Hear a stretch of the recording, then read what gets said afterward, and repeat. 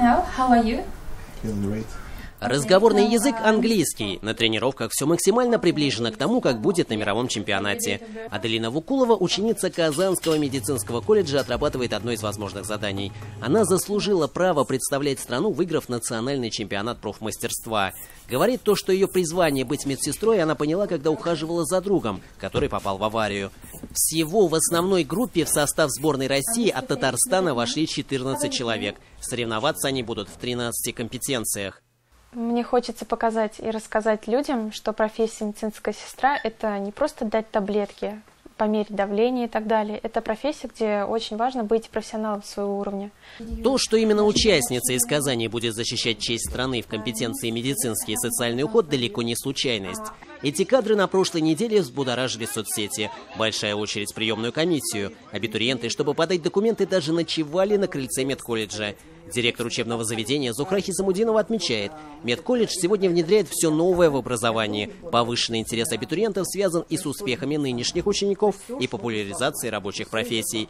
Стоит отметить, в Казани самый передовой медколледж. В других регионах страны ситуация иная. Даже бюджетных мест мало. В других регионах просто районные медицинские училища превращают в филиалы. То есть оставляют одно, базовые образовательную организацию. Рабочие кадры регулярно входят в топ-3 востребованных специалистов нашего региона. И сейчас на них приходится 12% вакансий от общей доли рынка.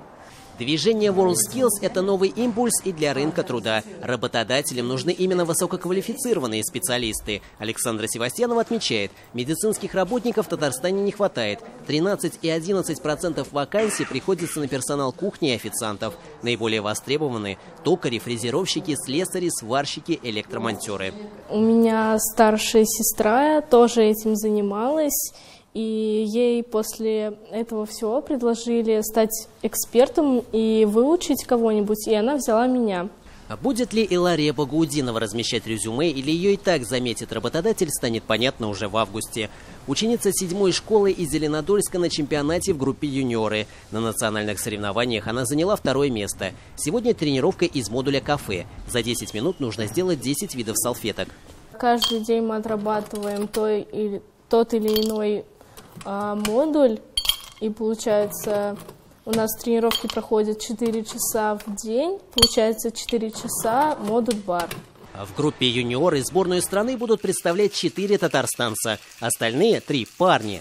Они, как и Лария, не будут готовить коктейли. Им предстоит показать мастерство в промышленной автоматике, сантехнике и в эксплуатации беспилотных авиасистем. На чемпионат мира мы идем с еще большей ответственностью за всю страну. То есть я и мой участник, мы представляем страну. И это очень большой груз ответственности, с которым, естественно, мы справимся.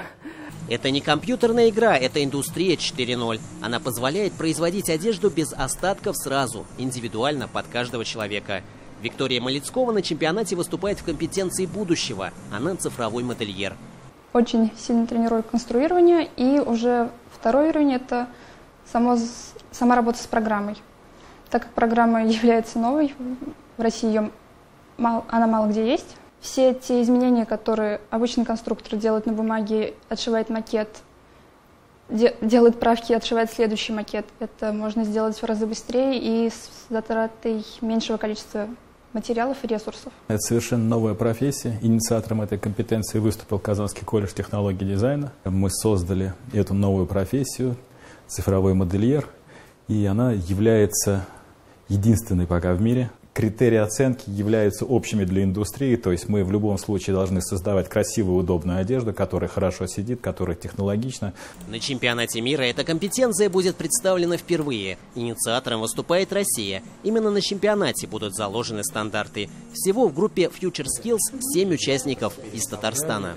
Фактически от состава сборной, общего состава сборной страны, около 20% это представители Республики Татарстан. Татарстан по количеству представленных участников в сборной России на 2-м месте, на 1-м Москва.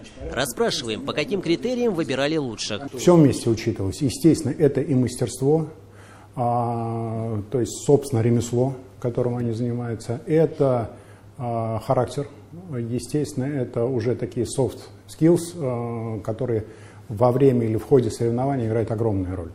И практика, наша практика показывает, что не всегда полностью мастерство определяет, не только мастерство определяет окончательный итог, но и там стрессоустойчивость, это способность коммуницировать, способность принимать нужные решения вот в такой экстремальной ситуации. Пока участники на тренировочных базах оттачивают мастерство, организаторы чемпионата готовят инфраструктуру. Мировые соревнования по профмастерству в России вызвали небывалый ажиотаж. Чемпионат будет самым масштабным за всю историю WorldSkills. На Казань-Экспо возводят дополнительные шатры. Там будут размещены соревновательные площадки. Каких еще изменений ждать? Что доработали после тестового мероприятия национального чемпионата? Расспрашиваем Эмилия Губайдуллина. Мы предусмотрели дополнительные парковочные площади, непосредственно близости к Казань-Экспо, еще порядка 500 мест. Мы учли ряд замечаний, связанных с подготовкой соревновательных площадок, усилили вопросы, связанные с интернет-доступностью для зрителей. Дополнительно добавили несколько пунктов раздачи питания, именно в нашем основном ресторане. Предусмотрели и кухню халяль. Одна из главных фишек на Казань-Экспо – запланированные экскурсии для всех, кто хочет окунуться в атмосферу чемпионата.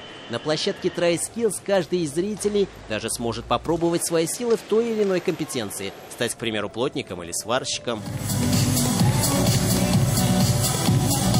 На этой неделе на Казань-Экспо прошла презентация официальных комплектов экипировки персонала и волонтеров. Помогать участникам и гостям на 45-м чемпионате мира будут порядка 5000 человек. Самый ходовой размер, конечно, М-очка и С-очка. Собственно, потому что средний возраст волонтера 22-23 года. Елена Стекольщикова показывает нам форму. Это спортивная футболка, брюки, которые трансформируются в шорты. Есть еще бейсболка и дождевик.